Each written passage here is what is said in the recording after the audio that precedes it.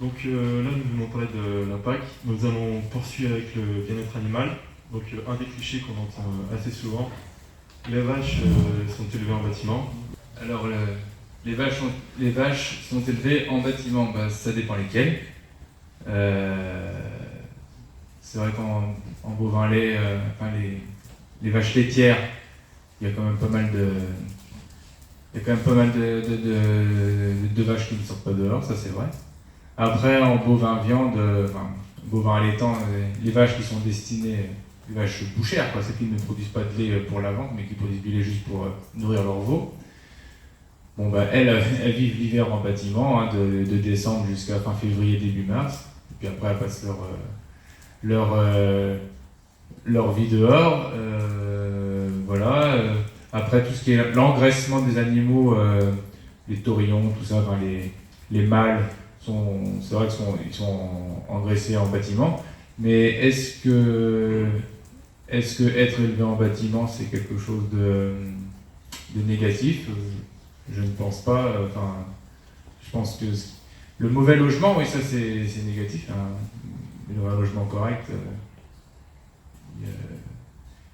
voilà. Qu'est-ce que vous appelleriez le mauvais logement du coup Oh bah des animaux qui vivent dans la merde et puis qui sont sur.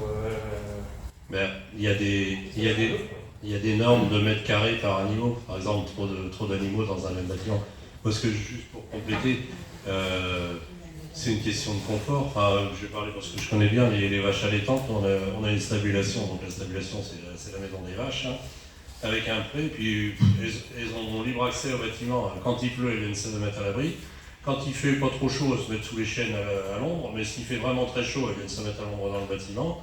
Et puis l'hiver, elles viennent se coucher sur la paille au sec. Hein. Y a pas, on leur laisse le choix entre aller en plein air et aller sous le bâtiment. Je vous assure, quand elles ont le choix, elles viennent se coucher au chaud et au sec. Hein. Elles sont comme nous. La vache SDF, moi j'aime pas ça. Elle a besoin de. Non mais sans blague. À un moment donné, mais comme les moutons, il y a les bergeries, mais c'est indispensable pour les mises bas. Enfin, nous on a beaucoup de mises bas l'été, il n'y a pas de problème, mais les mises bas l'hiver, si vous ne faites pas les mises bas, le petit veau qui vient de naître, qui est tout mouillé, s'il fait 2 degrés, je vous garantis que si la vache se dépêche pas de le lécher, de le mettre bien sec, ou s'il est un petit peu moins vigoureux parce que ça force un peu au vélage, ben celui-là, s'il n'est pas au chaud sur la paille, vous n'allez pas le réchapper. Hein. 2 jours après, il est mort. Hein. Donc il y a des choses comme ça où ça fait partie. Depuis presque toujours, l'élevage, depuis que l'homme a domestiqué les animaux, il a essayé de les abriter. Hein. C'était indispensable. Les abriter des intempéries. Et je vois nous maintenant, je vous parlais des vaches label rouge charolais, on engraisse en plein air, hein. On fait de l'engraissement en plein air, il se fait de plus en plus d'engraissement en plein air, y compris même pour les cochons, pour plein d'élevage maintenant. Mais ça aussi, on n'a pas toujours su le valoriser, dire que nos vaches, elles sont dehors un maximum de temps. Et nous, là, on passe à l'Aubrac, on a des vaches qui ont passé l'hiver dehors, on a celles qui craignent pas trop, on a des hivers de moins en moins rigoureux, ça va être ça l'avantage du changement climatique, c'est qu'on va pouvoir laisser les animaux plus longtemps l'hiver, ce qui fait qu'on utilise les bâtiments, mais au minimum. Mais en même temps, il y a des moments où certains moments de la vie, des animaux, c'est indispensable. Et c'est pas de l'inconfort, c'est même du confort. C'est ce que je veux bien dire, c'est du confort pour les animaux. Est-ce qu'on peut juste éviter d'utiliser le terme d'avantage pour le réchauffement climatique? C'est un peu frustrant pour nous, surtout que c'est pas vraiment vrai. Non. Mais hormis ça, j'aurais une autre question. Bah justement, en parlant du réchauffement climatique, je m'intéresse beaucoup à cette thématique-là, et c'est un sujet auquel notre génération elle est particulièrement sensible. Et je voudrais vous poser la question suivante. Est-ce que vous avez déjà réalisé un bilan carbone dans vos exploitations? Et si oui, ben bravo à vous. Et sinon, est-ce que vous prévoyez de le faire et à quelle échéance? Moi, je ne l'ai pas fait, je ne sais pas s'il y en a qui l'ont fait là, parce que justement, il y a des choses qui commencent à se mettre en place pour ça. Et je voulais en parler tout à l'heure, parce qu'on allait parler un petit peu il y a une autre question qui arrive après, où on parlera du carbone, et ça m'intéresse. Mais tout ce qui est réchauffement climatique, on s'y intéresse, on le vit, on a commencé à le vivre, hein, parce que les températures qu'on a à l'été, nos semis de maïs qu'on fait beaucoup plus tôt, les espèces de prairies, maintenant je le suis, quand on sème des prairies, on fait attention aux espèces qu'on sème, parce qu'on a certaines espèces qui, avec les températures qu'on a, qui ne passent plus. Donc on est en train de s'adapter, parce que le changement climatique, enfin moi depuis mon installation, on l'a vraiment vu, hein, et on est les premiers à le vivre. Hein, et y compris les animaux, quand l'été, là on a des températures à plus de 40 et tout, c'est pas... Et c'est pas évident pour eux, hein, dans les bâtiments d'élevage. Les bâtiments d'élevage, il y a un truc qui n'existait pas, on commence à mettre, enfin dans les bâtiments bovins, on commence à mettre des ventilateurs pour rafraîchir l'été. C'est un truc qu'on n'avait pas, enfin, ventiler les bâtiments bovins, on ne le faisait pas. Il y a des choses, aujourd'hui, on est dedans. Mais on est très inquiet, même je pense qu'on est même plus inquiet que vous, malheureusement. Je trouve que vous n'êtes pas très inquiet sur tout ça. Et on est très inquiet parce que ce qui se passe de quelques degrés sur, mettons, 30-40 ans, à l'ère de l'humanité, enfin même de la... Enfin, c'est rien, on est dans des fractions de secondes. Je ne sais pas si vous en rendez compte. Et nous, quand on voit l'adaptation qu'on doit avoir sur ces choses-là, je vous rassure, sur ça, on s'inquiète parce que même là déjà, le temps qu'il fait, il n'y a pas beaucoup de pluie. On se dit si on a un peu de chaleur, si on a des températures élevées derrière, on ne sait pas ce qui nous attend. On est très inquiet. Ça ne remet pas en question votre exploitation qui, si j'ai bien compris, est orientée plutôt sur la viande, qui est particulièrement carbonée. Ça ne remet pas en question ça? Oui, mais enfin, les exploitations, oui, c'est une exploitation, enfin pour nous, c'est une exploitation décarbonée. On n'a jamais su le vendre. On va peut-être commencer à arriver à le vendre un petit peu, d'avoir des prairies, hein, et les prairies stockent le carbone. C'est vrai qu'on n'a jamais su, on a été, mais je veux pas faire la question suivante avant qu'elle arrive. Quoi. Ah oui, t'as mis les questions. Du coup, ils ont mis les questions, donc... Les vaches pollues, ouais. Mais j'aurais bien aimé avoir en face de moi 15 gars qui me disent ouais, les vaches à polluent là, tu veux ça. Mais c'est vrai. Oui. C'est pour rebondir sur ce qu'il a dit et sur ce que vous dites, parce que nous parlons aussi d'investissement. Par rapport aux bâtiments où les vaches sont logées, est-ce que des investissements sur la récupération du méthane sont mis en place ou pas? Non, enfin, sauf ceux qui ont des unités de méthanisation. Il y a des projets d'unités de méthanisation. Nous, on s'est intéressé un peu à. C'est pas allé au bout, mais c'est vrai que l'idéal, c'est d'avoir un projet de méthanisation à proximité. Et quand on nettoie la civilisation, amener le fumier à un méthaniseur. Mais c'est vrai qu'aujourd'hui, il y a des choses à faire dans ce sens-là. Et il se fait des choses. Hein. Il y a des projets, il y a de nombreux projets qui se mettent en place. Et les projets, et ces projets de méthanisation ont besoin des éleveurs, c'est sûr, parce qu'on a de la matière première. Alors pareil, quand on dit que les vaches ça pollue, je pense qu'aujourd'hui on pense aussi beaucoup à l'utilisation de la ressource en eau. On sait qu'aujourd'hui pour produire le bœuf, c'est quand même une des viandes qui demande énormément d'eau. Comment ça se passe pour la gestion de la ressource en eau dans les unités de production? Pour les vaches, mais c'est aussi valable pour les céréales, etc. Comment ça se passe pour la gestion de l'eau? Moi, par contre, ce que je voudrais bien comprendre, c'est le calcul, parce que on dit que les bovins, donc la viande bovine consomme beaucoup d'eau, mais moi, par exemple, j'utilise pas d'eau pour alimenter mon cheptel. Enfin, je veux dire que l'eau qu'elles boivent, mais elle est restituée en urine, enfin, je pense. Alors, je sais pas comment c'est calculé ça, parce que vous devez le savoir, j'imagine, donc si vous pouviez m'expliquer. C'est par l'intermédiaire de ce qu'elle mange, c'est-à-dire que la nourriture qu'elle va manger va demander un certain nombre de litres de flotte, et au final, pour 1 kg de protéines sous forme de viande, de bœuf, on va devoir donner beaucoup de nourriture qui va consommer beaucoup de flotte. En fait, vous voulez dire que le végétal qui est implanté, donc la parcelle pour nourrir un animal, va capter donc l'eau qui tombe du ciel, c'est ça, hein? Mais ce végétal-là, il aurait pu être implanté par autre chose qui aurait eu un bilan beaucoup plus positif que de le donner à l'animal, c'est ça? Oui, on peut nourrir plus d'êtres humains avec, si vous voulez. Donc au final, on utilise moins de surface. D'accord. Faut manger du végétal. C'est un mauvais transformateur. Mais alors, justement, c'est quand même assez compliqué à comprendre parce qu'en fait, tout à l'heure vous parliez du carbone notamment, et du coup, comment on stocke du carbone? Il faut savoir que dès l'instant que, on cultive un terrain, plus on cultive un terrain, plus on libère du carbone qui a été séquestré dans le sol. Après, moi, je ne vais pas faire des études je ne suis pas biologiste, hein, mais juste j'observe, parce que j'observe mon environnement, j'observe ce que je vois autour de chez moi, j'observe la pollution, enfin et du coup je n'en constate pas en fait, et du coup c'est un peu l'animal a quand même de la vertu pour justement capter le carbone, mais ce que vous me dites c'est que ça consomme de l'eau, ça engendre comment dire, ça dégage du méthane. Mais aussi, paradoxalement, vous voyez, par exemple, ce matin, j'étais chez la gynéco, parce qu'avec ma femme, on attend un enfant, et l'analyse de sang, la première chose qu'elle m'a dit, elle a dit, là, vous manquez de fer, il faut que vous fassiez une alimentation carnée pour apporter du fer, notamment. Donc, vous voyez, je pense que on ne peut pas être aussi sectaire que ça.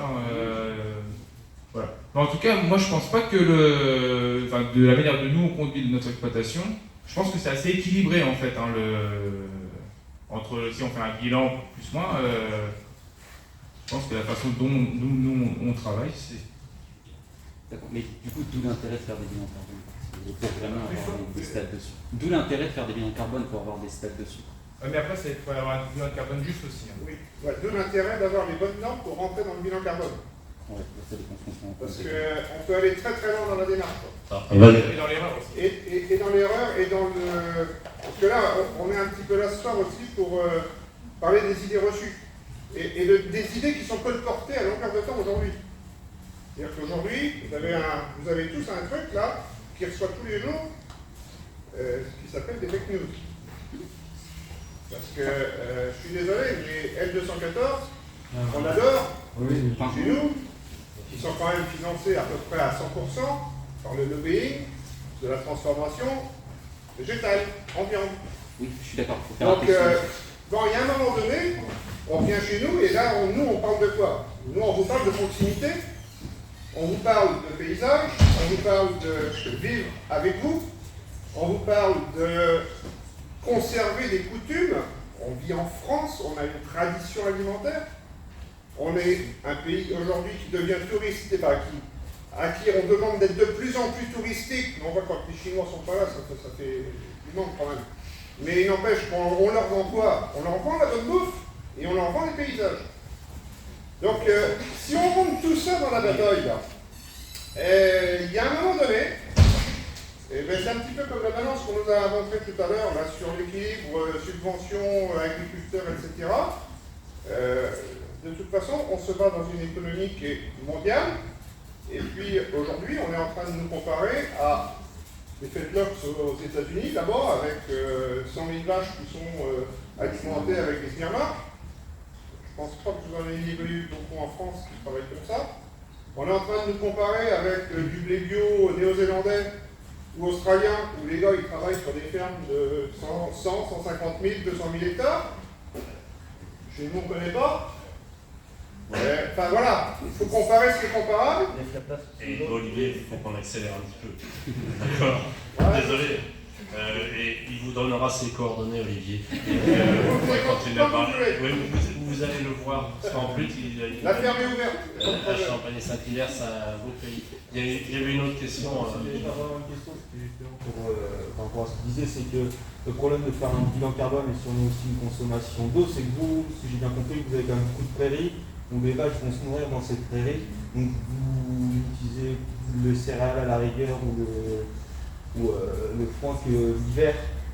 Donc la consommation d'eau ne va pas être la même que sur des grosses exploitations en Amérique latine ou aux États-Unis qui vont consommer forcément beaucoup plus d'eau vu que c'est des céréales qui vont être produits exprès pour ça.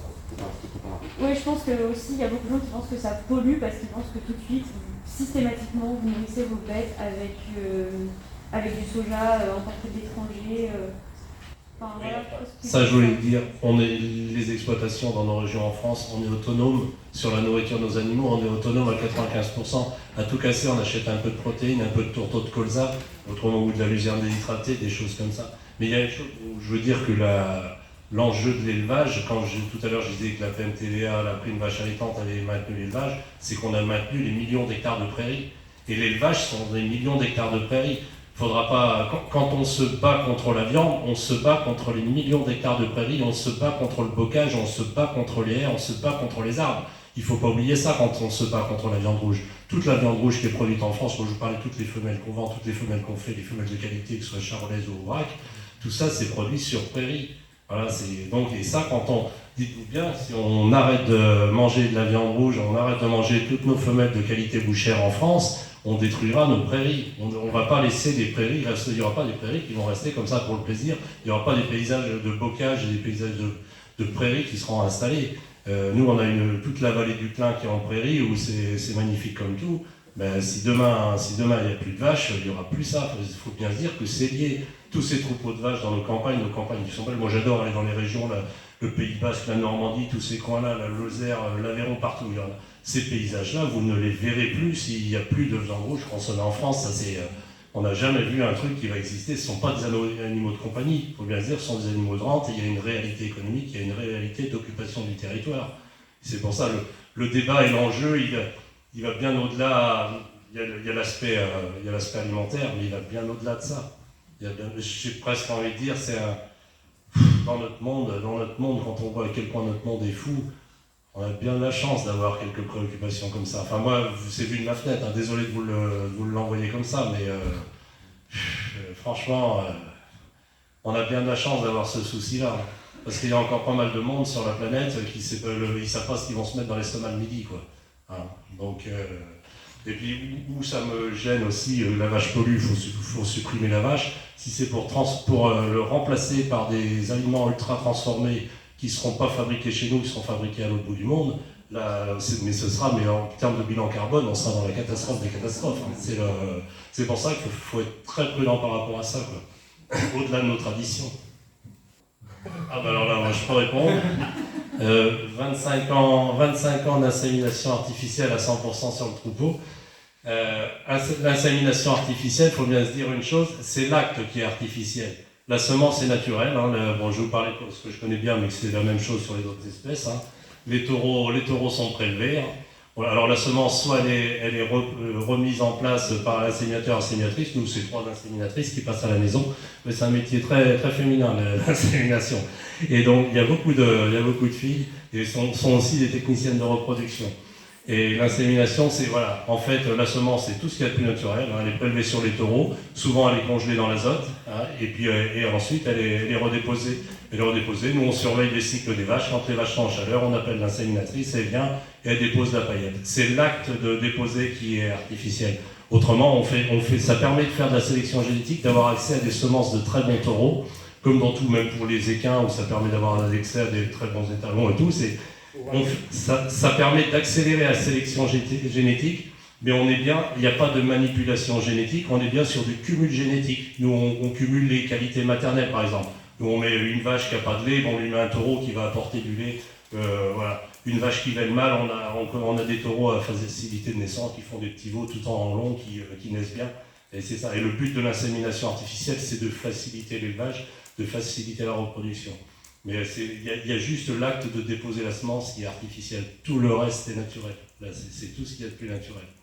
Voilà, c'est une technique qui a permis de progresser assez rapidement, de faire progresser rapidement le cumul génétique. Ouais, j'ai l'impression que ça c'est pour moi. Et vous réagissez pas beaucoup quand même. Moi j'ai l'impression que et vous avez tort pour réagir. Tout à l'heure, on va vous faire gober n'importe quoi.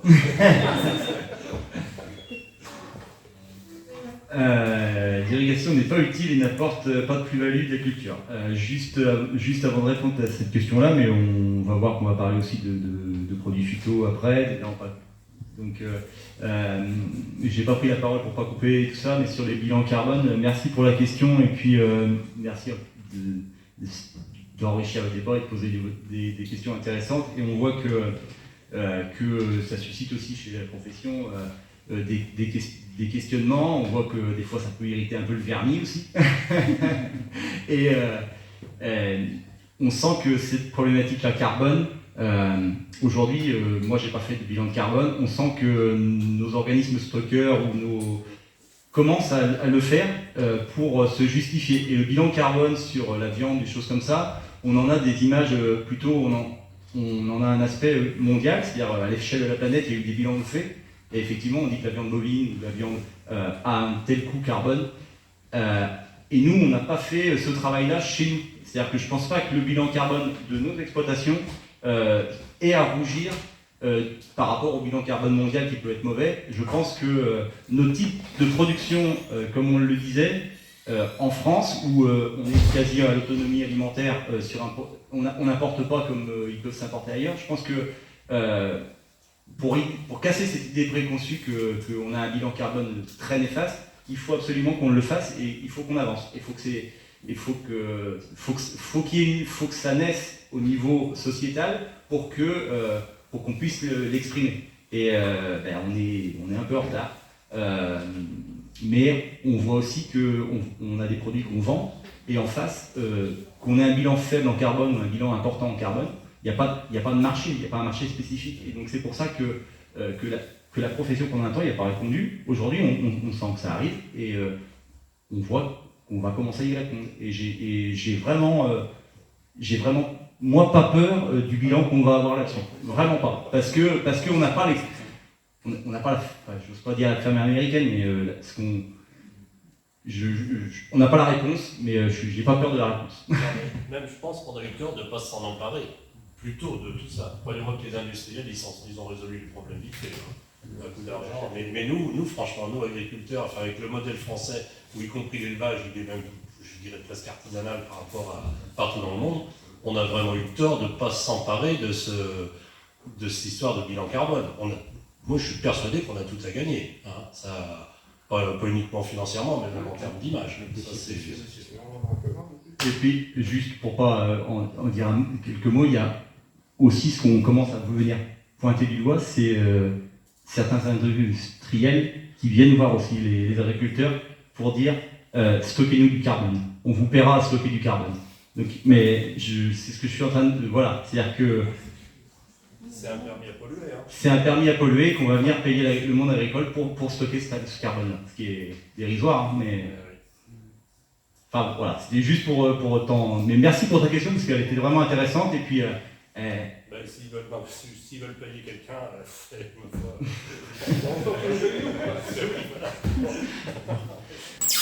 J'ai une question par rapport au label rouge. Combien il coûte le label? Parce que je sais que les labels sont payants, donc alors moi il y en a qui est gratuit, mais combien il coûte c'est l'association Label Rouge. Nous, nos animaux sont... Oui, mais comme les labels rouges, enfin tous les labels, hein, c'est soit des associations, soit des... Nous là c'est l'association Label Rouge Charolais. Il y a un coût, mais enfin nous, simplement nos animaux sont... Il y a une plus-value. Il y a une plus-value sur nos animaux qui est de 30 à 40 centimes du kilo de carcasse. Mais ça ne nous coûte pas... On a une adhésion au Label Rouge qui ne coûte pas cher, mais après on a un cahier des charges à respecter, un cahier des charges précis. Mais ça ne coûte pas... Si on le fait, c'est pour justement mieux valoriser, c'est pour faire de la valeur ajoutée sur nos produits. Les supermarchés qui demandent d'avoir ce label ou pas? Justement, 2 minutes, il y a la loi Egalim 2 qui demande qu'il y ait une montée en gamme et qu'il y ait de plus en plus de produits labellisés dans les grandes surfaces, dans les magasins. Il y a vraiment une montée en gamme de tous les produits. C'est dans la loi Egalim 2 qui vient de sortir. Et par rapport à ça, moi de temps en temps, parce que j'étais un petit peu impliqué, j'étais un petit peu militant à l'époque, puis là je continue maintenant on rencontre de temps en temps les directeurs de supermarchés, que ce soit Auchan, Leclerc, on est même en train de démarcher pas mal là, juste à côté de vous, Leclerc Grand Large. Ils ont changé de regard par rapport à nous. Aujourd'hui, il y a une attente sociétale qui n'est pas forcément du bio, mais vers les labels, il y a une vraie attente sociétale. Et je vous garantis que quand on les rencontre aujourd'hui, c'est plus comme à une époque. Moi, j'ai connu l'époque, il y a pas si longtemps que ça, où on était dans un rapport de force. Quand on allait se voir, c'était pas très gentil. Le nouveau directeur de Auchan Sud, quand les bouchers l'ont expliqué, ils ont dit oui, avant, quand on se voyait, c'était pas sympa. On arrivait avec des tracteurs, c'était le truc. Et aujourd'hui, ils sont demandeurs. Ils sont demandeurs parce qu'ils savent que les clients sont demandeurs, qu'il y a une attente sociétale. Et on a déjà commencé à mettre soit dans le mode élevé engagé, soit en label rouge Charolais, on est sur Châtellerault principalement. Et il y a une vraie demande et ça fonctionne bien.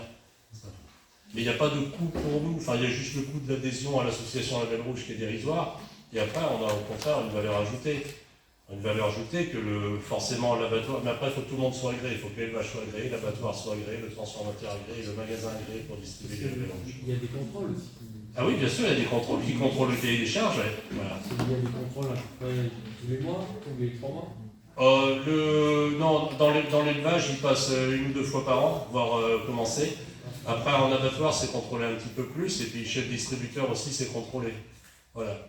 Et s'il y en a qui viennent à Paris ce week-end, moi je serai au salon de l'agriculture à faire déguster du label rouge charolais. Donc n'hésitez pas à venir. Parce qu'on fait aussi. Il y a ça aussi, quand on fait des labels, on est sollicité, nous éleveurs, pour faire des animations en magasin. C'est le lobbying. C'est pas du lobbying. Non, c'est de la. Non, c'est de l'animation. C'est pas la même chose que du lobbying. Parce que c'est la promotion de nos produits, des produits de qualité. Je vais juste vous faire le parallèle par rapport au gîte. Moi, je suis labellisé Gîte de France, c'est exactement la même chose. Je paye ma cotisation au Gîte de France et puis je respecte le cahier des charges du Gîte de France.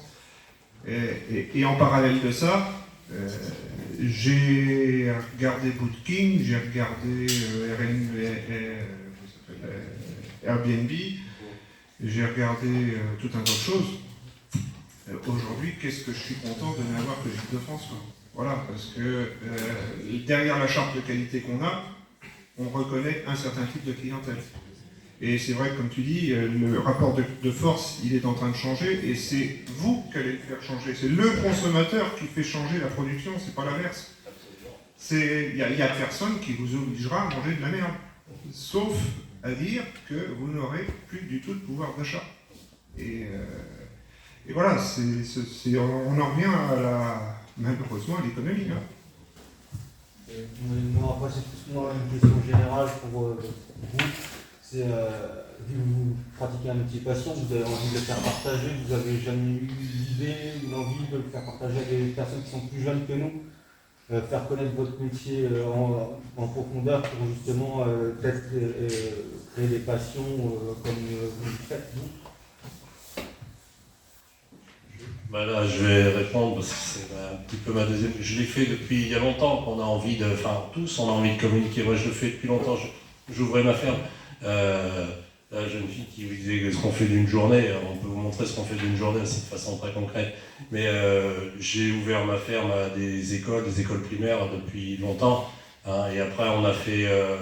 Je vous parlais de la ferme Saint-Vite où là, vraiment on a lancé ça en 2014, mais c'est l'association, on dure depuis, ça va être ses 50 ans cette année. Avant c'était le concours charolais.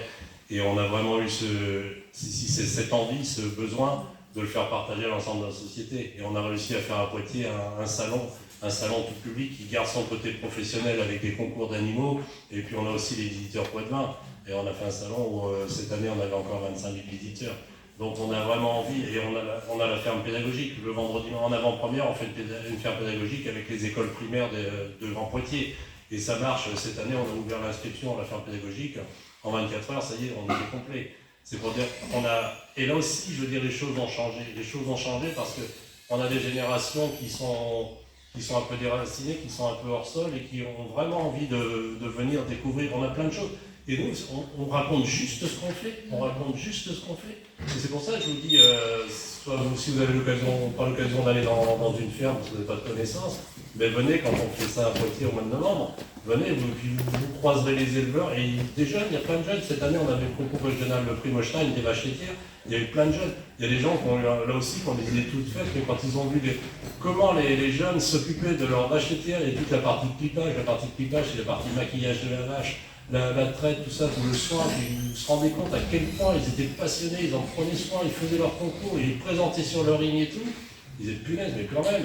Et nous, avec ça aussi, avec les écoles et tout, et on le fait aussi avec le concours des lycées qui nous aident pour l'organisation. L'idée, oui, c'est de susciter des vocations, c'est de créer du lien justement. Et cette manifestation qu'on fait, c'est créer du lien entre la ville et la campagne. On fait partie de la société, on ne veut surtout pas être en marge de la société, comme parfois on voudrait nous y mettre, quoi.